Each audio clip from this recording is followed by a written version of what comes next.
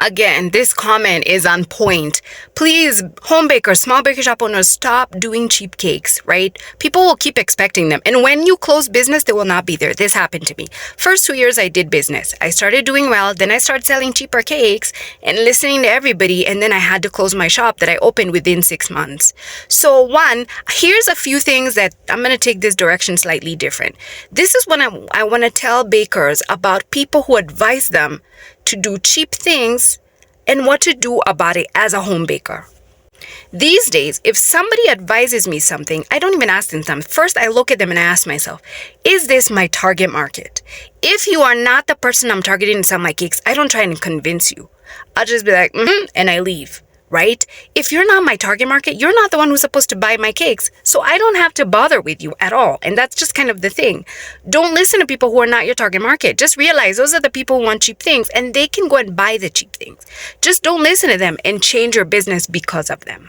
The other thing I tend to look at is this. If you're giving advice to my business or to me for business, I ask myself this question. Are you a business owner? Do you have a similar business to me?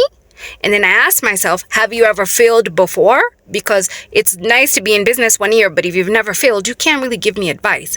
And then finally, I ask myself, is this person a successful business owner? If they are not a successful business owner, please think twice about listening to them. And yes, I'm aware I'm giving this advice and you're wondering the same. I have been doing business for 10 years. First 2 years, I failed. The next 2 years, I had to work to actually make money back to reopen my business. Then I reopened my business and re-strategized. And now I run a business where most of my business is about teaching people how to bake. And the rest of my business, about 10%, is about selling cake. And I've had a profitable business for the last 2 years. So this is why I'm telling you this. I used to listen to people who didn't have businesses and I would do the things. And I realized these are employed people who are looking at their own interests and that they want cheap cake from me. It has nothing to do with the fact that those people have business skills. Stop listening to everybody for business advice, right? Even me, you don't have to listen to me, right?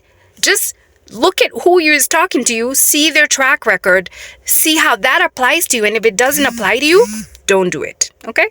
Hope this helps, bakers.